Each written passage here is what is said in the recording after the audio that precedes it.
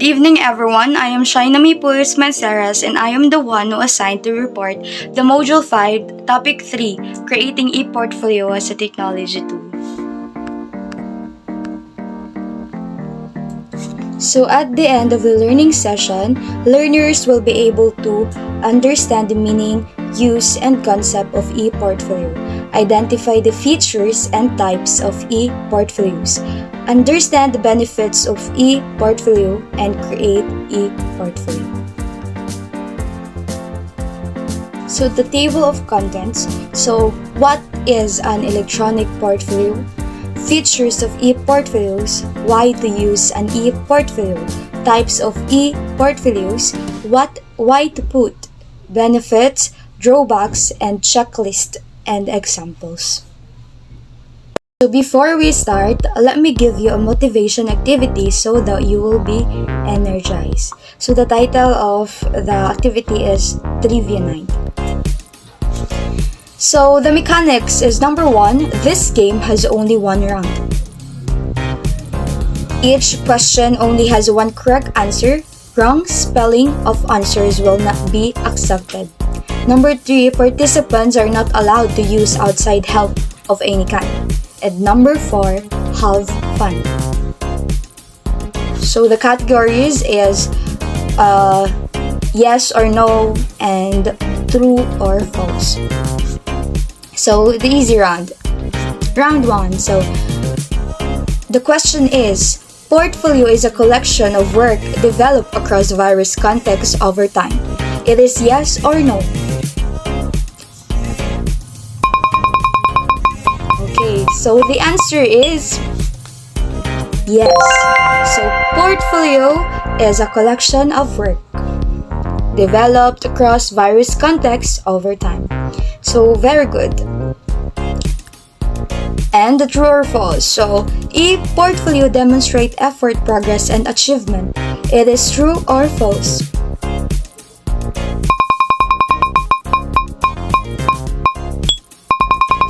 Okay, so I guess you're done answering. So the answer is true. Yeah.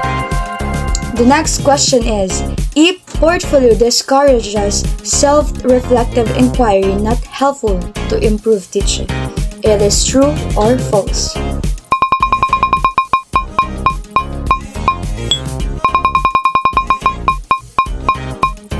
Okay, so the correct answer is false. E-portfolio encourages, not discourages, self-reflective inquiry and improves teaching. So, yeah. That is our motivation activity, and let's now proceed to the discussion. So, what is an e-portfolio? So, I know you are familiar with the word portfolio because during junior high school or even in elementary days, our teacher assigned us to make portfolio in every subject, like my portfolio in Filipino, my portfolio in English, and we actually know that portfolio during, or the use of portfolio during the time is a collection of our work, like our teacher, like if we have summative tests, so our teacher will assigned us to put that in our portfolio. So yeah, a portfolio is a collection of work developed across various contexts over time. The portfolio can boost learning by providing students and or faculty with a way to organize, achieve, and demonstrate pieces of work. So in short, portfolio is, it is a good means of keeping things in order, to organize, achieve, and demonstrate pieces of work. So what is the difference between portfolio and e-portfolio? So the portfolio is the traditional one, and the e-portfolio is, it is by the use of technology or in a digital. So the features of electronic portfolio. Ano nga ba itong meron sa electronic portfolio? So number 1 is the multimedia. So once the student work is organized, users can easily add sound, pictures, graphics, and videos to the electronic portfolio. So with the use of technology, we can easily add graphics, videos, and sounds, pictures in our portfolio. And then we all know that technology is already part of our lives, so it allows us to be more creative in everything. Yeah. And number 2 is computer skills. So students gain valuable computer skills, which is considered to be quite necessary in today's world while developing and editing their portfolio. So electronic portfolio is also allows students, to gain some valuable computer skills, like to be more literate and using computers. Like it allows to students to be more productive, to be more creative, like putting some videos, pictures, or anything that allows students to to be more creative in their electronic portfolio. And then like it allows them to develop their editing skills by the use or in making portfolios or electronic portfolios. So number 3 is assessment. So e-portfolios directly relate students' work to defined standards or criteria. It exhibits wider dimensions of learning than just the traditional methods. So like what I've said kanina, during our junior high school days or even in elementary days, our teacher asked us to create a portfolio, and then they also asked us to make our portfolio more creative for us and designing our portfolio to make it more presentable. And portfolio exhibits wider dimensions of learning than just the traditional methods. So see, electronic portfolios is it allows now to be more productive or to exhibit wider dimensions of learning. So why to use an electronic portfolio? So number 1 is it can provide a means for assessment based on evidence of an individual's growth over time and effort, not least or test scores.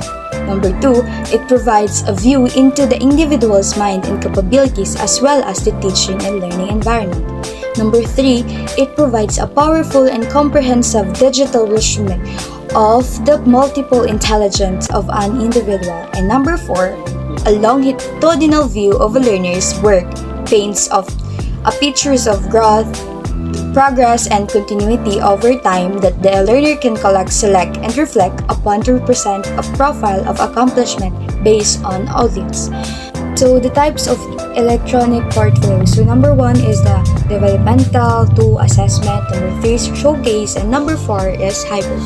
So number 1 is the developmental. So it demonstrates the advancement, the development of student skills over a period of time. Developmental portfolios are considered works in progress and include both a self-assessment and reflection, feedback, and elements. So as a student, nag-create tayo ng portfolios, like what I've said kanina, portfolios is used to collect, or it is a good means of collecting of works as a student. So it's easy for me to assess or to reflect na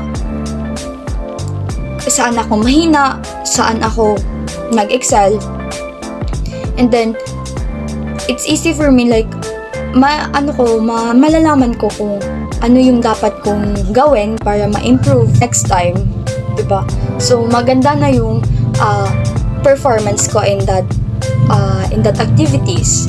So it's for me to reflect where asan ako mahina, asan ako magaling. So it's also a good means for for making development in my Number 2 is assessment. So it demonstrates student competence and skill for well-defined areas. They may be end of course or program assessment primarily for evaluating student performance. So si teacher, hindi na siya mahihirapan na hanapin yung mga outputs ng students niya kasi nga in just one click, makita na niya lahat kasi nga electronic portfolio is a good means of collecting work and putting things in order.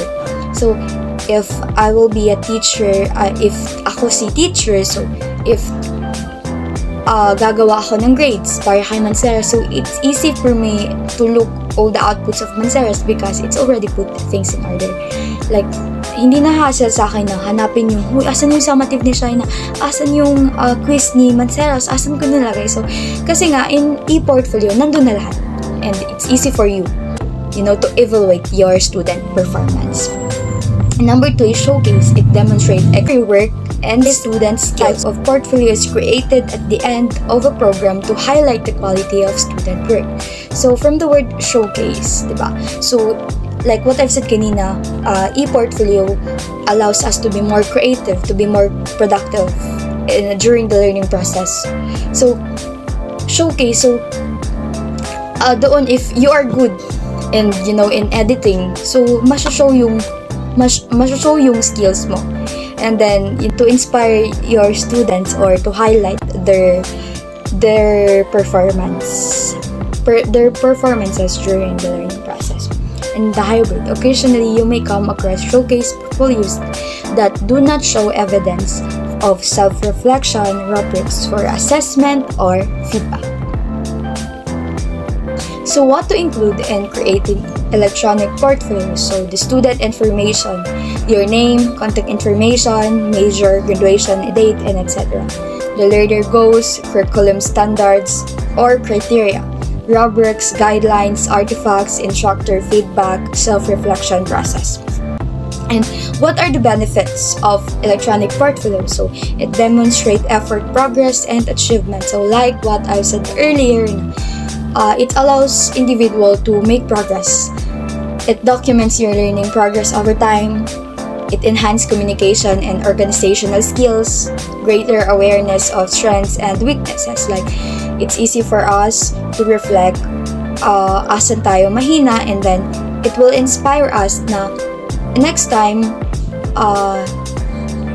you will work hard na mas ma-perform yung and that activities na na siya like well, and yung meron kang improvement na magagawa by the next time. So yeah, it's greater awareness of strengths and weaknesses, and it encourages self-reflective inquiry, and it improves teaching. Electronic portfolio allows teacher for to create or to make a productive learning environment to your student.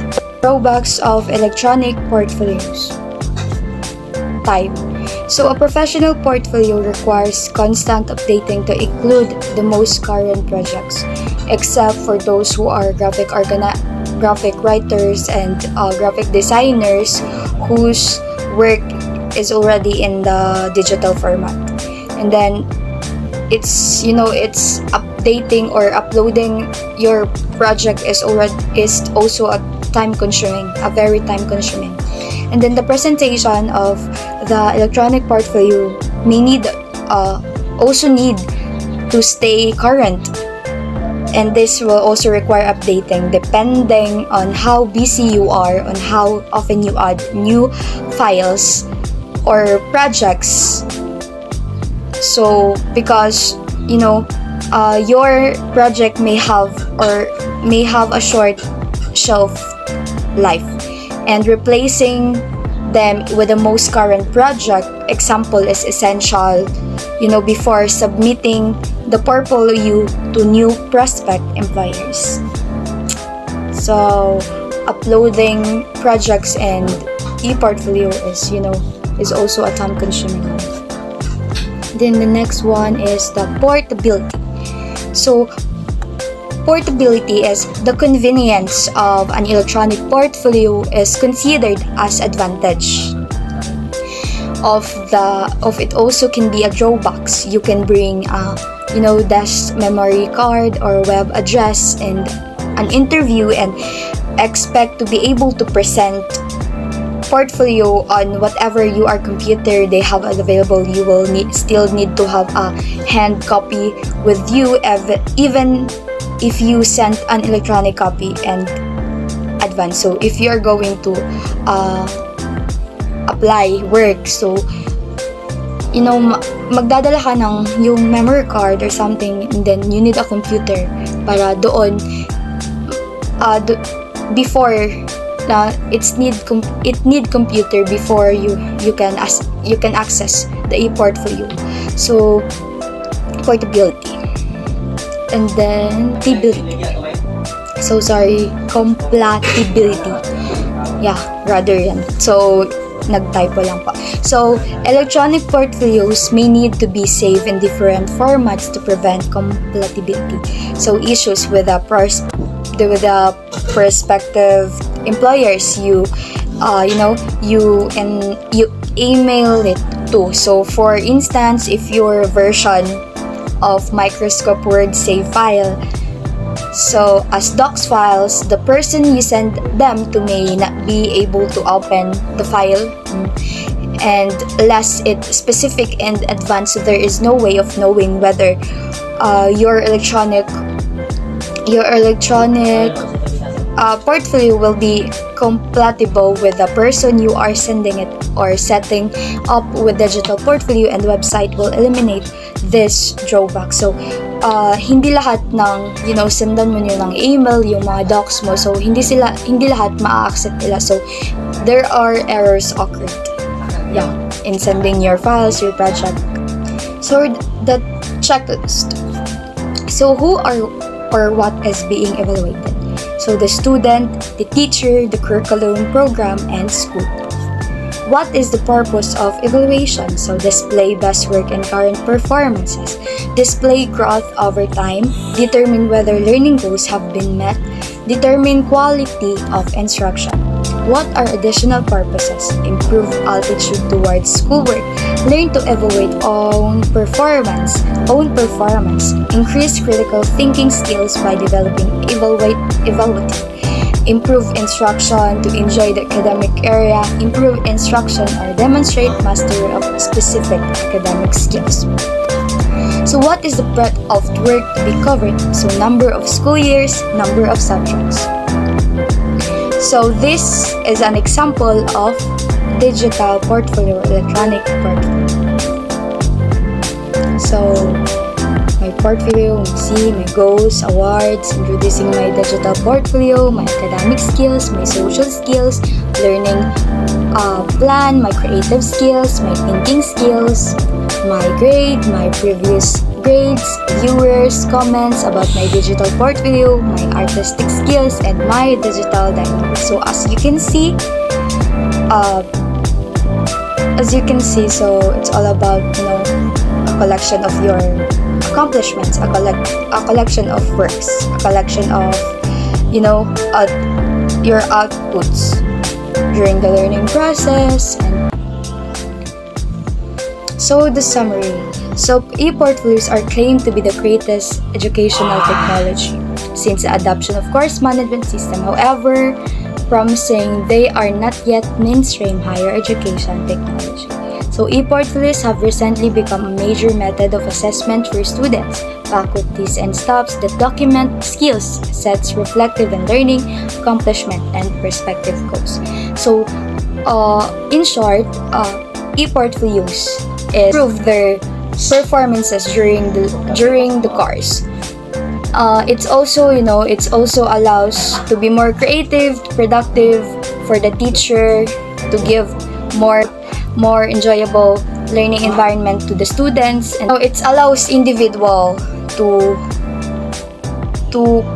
create progress. Or at the end of my video, so I will going to show you on how to create an e-portfolio.